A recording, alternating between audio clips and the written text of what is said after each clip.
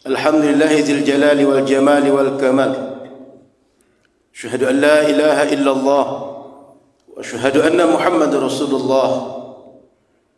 Allahumma fassalli wa sallim ala nabiyyina Muhammad sallallahu alaihi wasallam.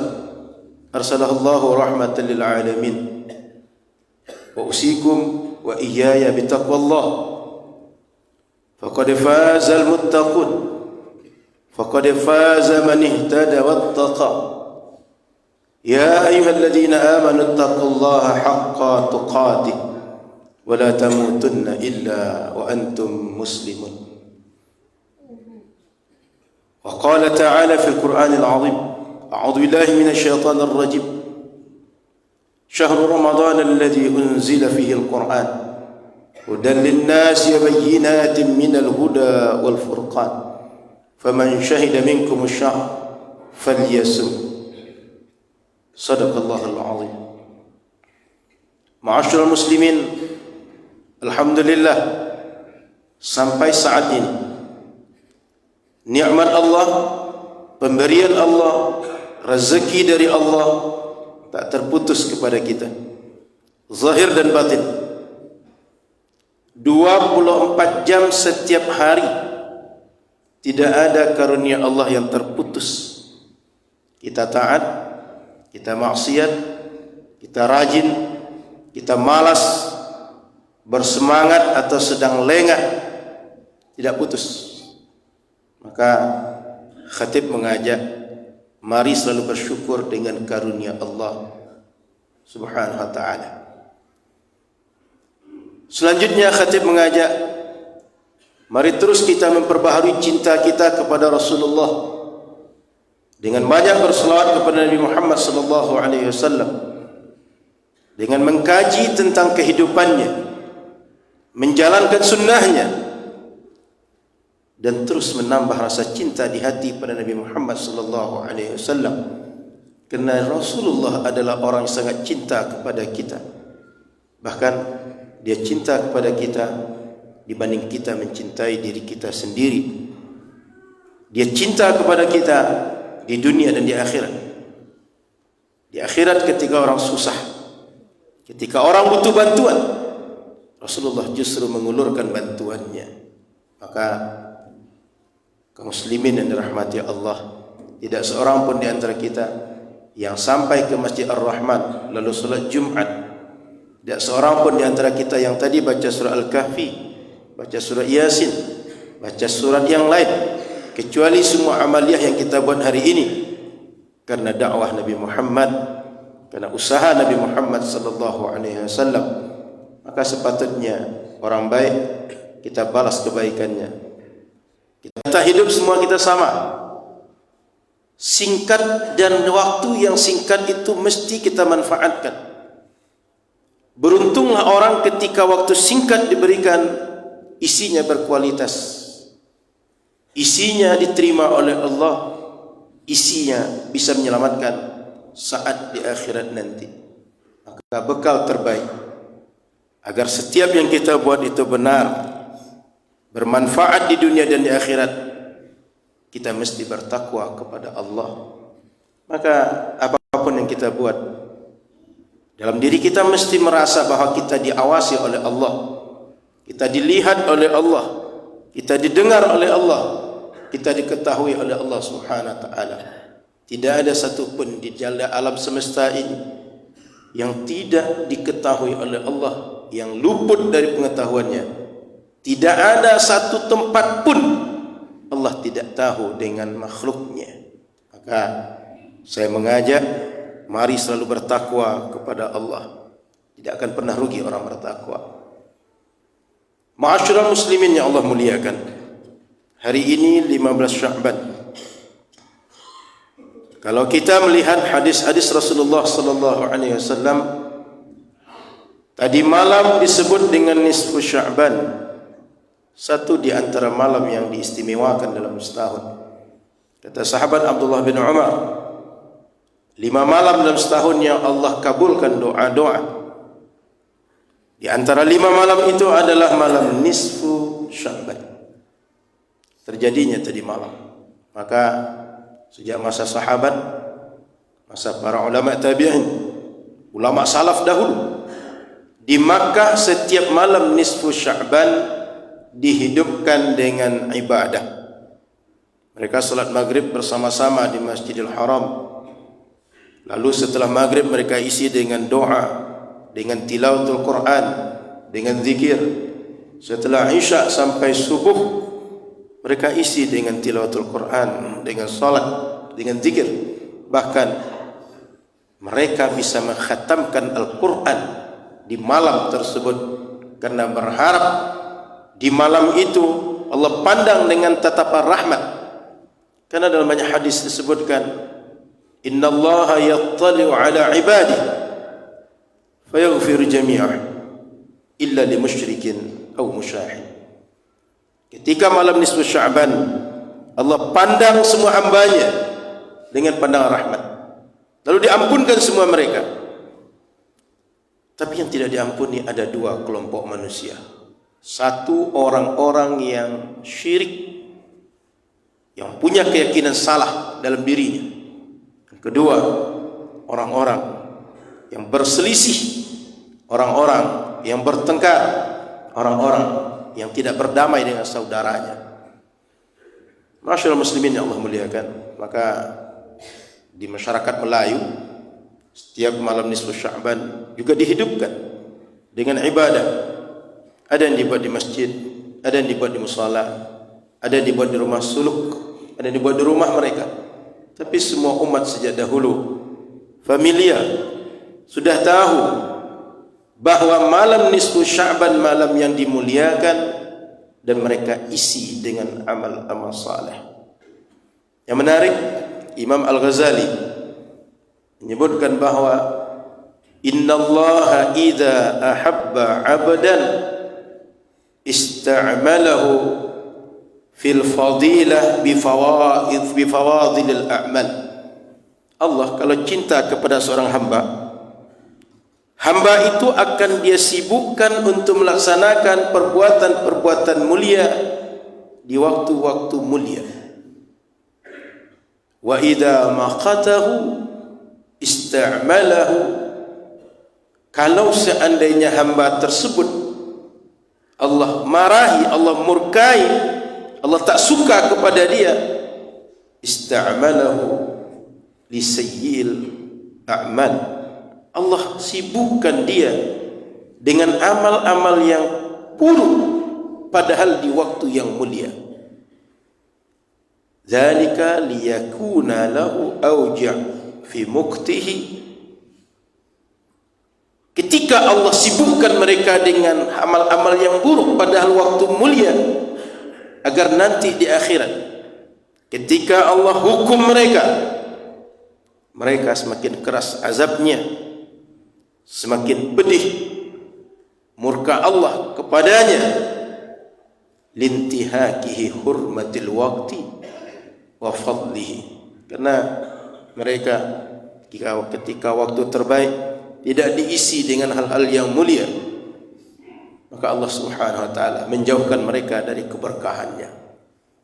Dan termasuk di hari ini orang-orang saleh kebiasaan mereka mengisinya dengan amal saleh, minimal dengan puasa sunnah di hari nisfu Sya'ban. Maka ma'asyiral muslimin rahmati Allah, poin pertama dalam khutbah ini khatib ingin mengingatkan malam nisfu Sya'ban dan hari nisfu Sya'ban adalah waktu yang diistimewakan oleh Allah untuk umat Nabi Muhammad, dan sudah dikenal sejak masa Rasulullah, dibuat oleh sahabat, dibuat oleh tabi'in, dibuat ulama salaf, dan menjadi tradisi turun-temurun di Makkah di masa Ahlus Sunnah, mayoritas di Makkah dahulu. Maka Imam At-Tabarani meriwayatkan dalam kitab Al-Mu'jam, inna li rabbikum fi ayyami dahrikum nafahat ala fata'arradu laha. Allah Subhanahu wa taala sediakan dalam hari-hari kalian dalam setahun itu nafahat. Nafahat itu kalau bahasa para ulama al-minah wal mukafaatul jalilah, pemberian dari Allah karunia dari Allah yang sangat besar. Sebagian ulama menjelaskan nafhah itu at-tayyibul ladzi irtaha bihi an-nafs, kebaikan yang membuat setiap orang merasa puas dengan kebaikan yang Allah berikan. Pada intinya kalimat yang dijelaskan oleh ulama, nafhah itu adalah Allah Subhanahu wa ta'ala dalam setiap tahun di hari-hari tertentu menyediakan karunia yang besar. Maka tidakkah kalian mencari karunia itu?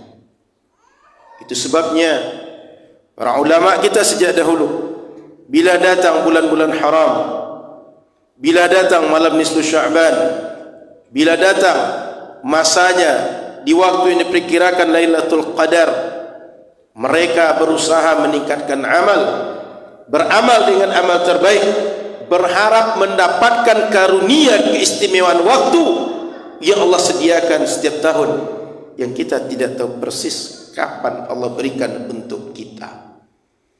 Maka khatib ingin mengajak, ketika datang waktu-waktu istimewa, mari kita gunakan untuk mendekatkan diri kepada Allah lebih ekstra dibanding waktu yang lain.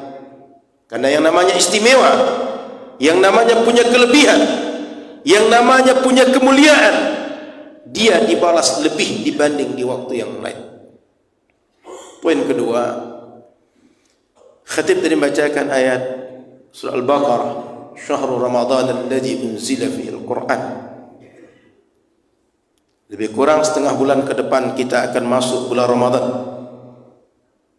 bulan yang diagungkan oleh Allah, diagungkan oleh makhluk Allah, terutama oleh umat Nabi Muhammad sallallahu alaihi wasallam. Tidak ada sepanjang sejarah peradaban manusia, sepanjang sejarah peradaban agama, umat yang diwajibkan berpuasa sebulan penuh kecuali umat Nabi Muhammad sallallahu alaihi wasallam.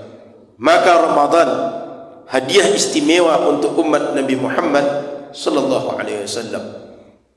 Semua yang ada dalam Ramadan, amal-amal terbaiknya menjadi istimewa ketika dia berada di bulan Ramadan. Sudah menjadi karunia Allah, ada tempat yang istimewa, sehingga ketika kita beramal di tempat istimewa itu, pahala kita lebih dibanding di tempat yang lain. Sebagai contoh, ketika bapak saudara salat di Masjidil Haram, salatnya sama 2 rakaat Jumat, tapi 1 rakaat 100.000 kali lipat dibanding di Masjid Ar-Rahman. Ketika salat di Masjid Nabawi, Allah lipat gandakan 1000 kali lipat. Ketika salat di Masjid Al-Aqsa, Allah jadikan pahalanya 500 kali lipat. Salatnya sama, kaifiatnya sama, rukun syaratnya sama, tapi karena perbedaan tempat melaksanakan, Allah berikan pahala yang tak sama. Kita tidak sedang berada di Masjid Nabawi, tidak sedang berada di Masjidil Haram, tak berada di Masjid Al-Aqsa, tapi kita sama-sama akan berada di waktu yang istimewa, yaitu Ramadan. Maka saya menghimbau, ya baghiyal khair aqbil wa ya baghiyasy syarri aqsir.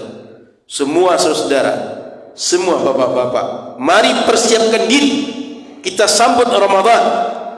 Yang selama ini bergelimang dengan dosa, tinggalkanlah dosa, tinggalkan semua maksiat, siapkan diri menyambut bulan terbaik.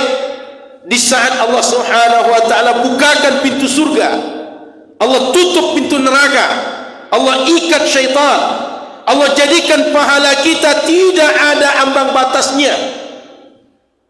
Kata Allah Subhanahu wa ta'ala dalam hadis qudsi, as-sawmu li wa ana ajzi bihi. Puasa itu untukku, hanya aku yang akan membalasnya. Ada di antara ulama yang menafsirkan bahawa maksud dari puasa itu untukku dan aku yang membalasnya. Nanti di akhirat semua orang datang, saat mereka datang membawa pahala, tapi ada orang yang bangkrut. Pahala yang dia bawa dijadikan sebagai penebus kesalahan di dunia yang belum selesai, mengambil hak orang yang belum selesai, hubungan-hubungan kezaliman dengan orang lain yang belum selesai.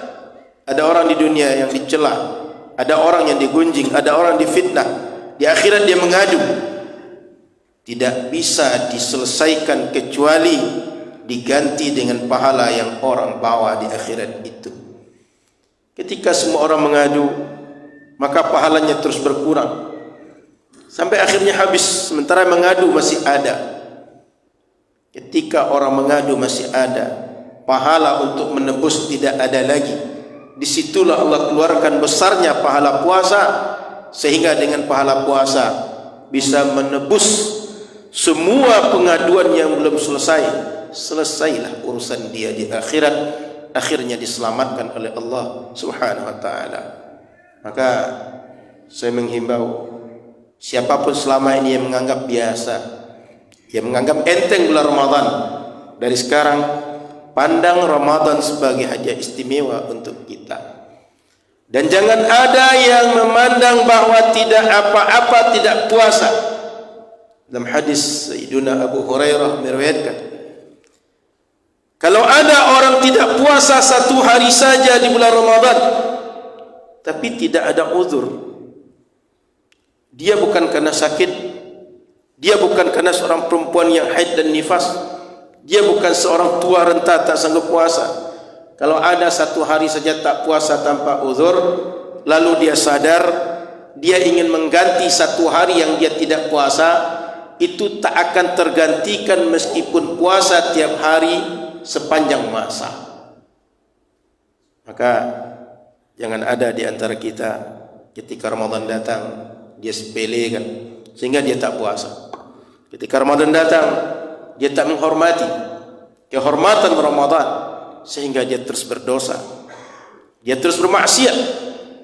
Allah Subhanahu wa taala tidak suka dengan hamba-hamba yang seakan-akan menantang Allah, yang seakan-akan menyepelekan Allah Subhanahu wa taala.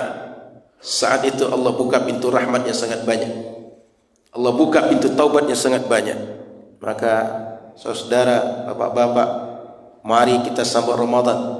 Kita siapkan diri kita, kita siapkan keluarga kita, kita siapkan anak-anak kita untuk dibiasakan dengan ibadah terbaik.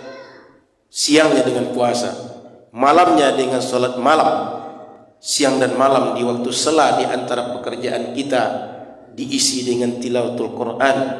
Di saat akan berbuka, kita sempatkan untuk menyediakan perbukaan untuk orang-orang yang puasa. Dan waktu-waktu terbaik itu kita optimalkan seluruhnya, terisi dengan amal saleh, dengan kebaikan. Mudah-mudahan sebulan terlatih dengan kebaikan, sepanjang tahun setiap kita terlatih dengan kebaikan, dan amal-amal terbaik itu istiqamah dalam hidup kita. Terakhir, khatib ingin menyampaikan bahwa dahulu orang-orang saleh, orang-orang yang mengerti agama, ketika mereka punya harta yang wajib dizakatkan di bulan Sya'ban, mereka keluarkan zakat mereka. Kenapa dikeluarkan di bulan Sya'ban? Karena harta mereka bisa membantu orang-orang yang butuh untuk bisa sahur, untuk bisa berbuka puasa, untuk bisa membeli pakaian yang layak untuk beribadah selama Ramadan, untuk membahagiakan orang-orang du'afa, orang-orang yang membutuhkan. Sehingga ketika Ramadan semua orang berbahagia, semua orang bergembira, mendekatkan diri kepada Allah, beribadah kepada Allah. Karena yang susah dibantu oleh saudaranya yang lapang dengan zakatnya. Zakat itu bukan harta milik kita. Zakat itu kewajiban yang mandatori.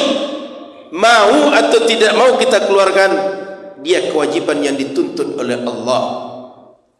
Beda dengan sedekah. Bapak tidak mau sedekah, tidak ada masalah, tidak berdosa. Tapi zakat tidak dikeluarkan, Allah paksa mengeluarkannya. Diwajibkan setiap yang wajib berzakat untuk berzakat. Ketentuannya sudah dijelaskan dalam kitab-kitab fikih, penerimanya juga dijelaskan dalam kitab-kitab fikih. Maka saudara-saudara muslimin dirahmati Allah, jika kita termasuk orang yang mampu berzakat, ada baiknya zakat kita dikeluarkan di bulan Sya'ban sebelum masuk Ramadan. agar zakat kita tertunaikan sesuai dengan keinginan syariat. Terbantu saudara kita, bergembira kita Ramadan, bergembira saudara kita, lapang ketika Ramadan, lapang saudara kita. Mudah-mudahan dengan itu Allah Subhanahu wa taala tolong kita dalam kehidupan dunia dan kehidupan akhirat. Dan di Ramadan nanti lapangkanlah urusan semua orang. Perbanyaklah ibadah, perbanyaklah sedekah. Rasulullah sallallahu alaihi wasallam ketika Ramadan beliau banyak bersedekah. Di antara rahasianya, kata Imam Ibn Rajab Al-Hambali, ketika Ramadan penerima sedekah adalah orang salat, orang berpuasa, orang baca Quran, orang i'tikaf. Mereka orang-orang ahli taat. Kalau ketaatan mereka buat, kepercikanlah pahalanya, sampai jugalah pahalanya kepada orang yang bersedekah, kepada orang-orang baik tersebut. Makanya sahabat Ibnu Abbas menjelaskan hadis bahawa Rasulullah sallallahu alaihi wasallam ajwadu ma yakunu fi Ramadan. Beliau sangat dermawan di Ramadan, sehingga sedekah beliau karihil mursalah, seperti angin yang berhembus, banyak dan cepat diserahkan kepada orang-orang yang patut menerima sedekah Rasulullah sallallahu alaihi wasallam. Itulah 3 poin khatib sampaikan, bahawa pertama, umat Islam sejak dahulu memuliakan hari-hari yang dimuliakan oleh syariat. Yang kedua, kita sudah dekat dengan Ramadan. Yang ketiga, bagi yang berzakat, ada baiknya tunaikan zakat kita sebelum Ramadan. Barakallahu li wa lakum minal Qur'anil azim, wa nafa'ani wa iyyakum ma fihi minal ayati dzikril hakim, wa taqabbalallahu minni wa minkum tilawatahu innahu huwal ghafurur rahim.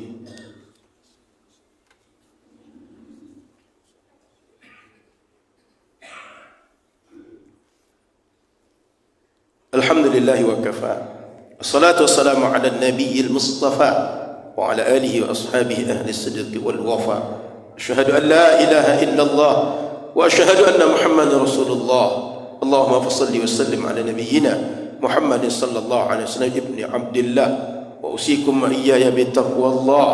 Wa qala ta'ala, a'udzu billahi minasy syaithanir rajim, inna Allaha wa malaikatahu yusalluna 'alan nabi ya ayyuhalladzina amanu sallu 'alaihi wa sallimu taslima. Wa qala ta'ala, bismillahirrahmanirrahim, wal 'ashr innal insana lafi khusr illa alladzina amanu wa 'amilus shalihat wa tawassaw bil haqq wa tawassaw bis sabr.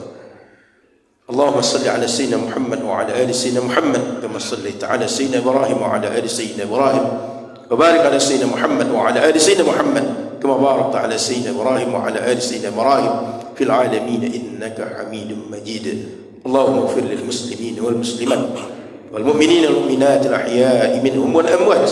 Allahumma ighfir lana wa li ikhwanina alladhina sabaquna bil iman wa la taj'al fi qulubina ghillan lil ladzina amanu rabbana innaka ra'ufur rahim. Allahumma atina ma ataita 'ibadaka as-salihin. Allahumma a'inna 'ala dhikrika wa syukrika wa husni ibadatik. رضينا بالله ربا وبالإسلام دينا بمحمد صلى الله عليه وسلم نبيا ورسولا.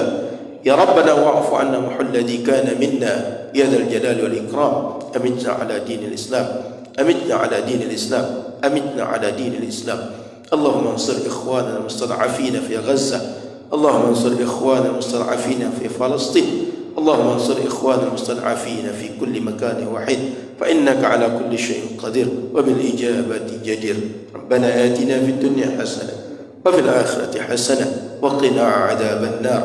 عباد الله، إن الله يأمر بالعدل والإحسان وإيتاء ذي القربى وينهى عن الفحشاء والمنكر والبغي يعظكم لعلكم تذكرون فاذكروا الله يذكركم واشكروا الله على نعمه يزدكم من فضله وأقم الصلاة.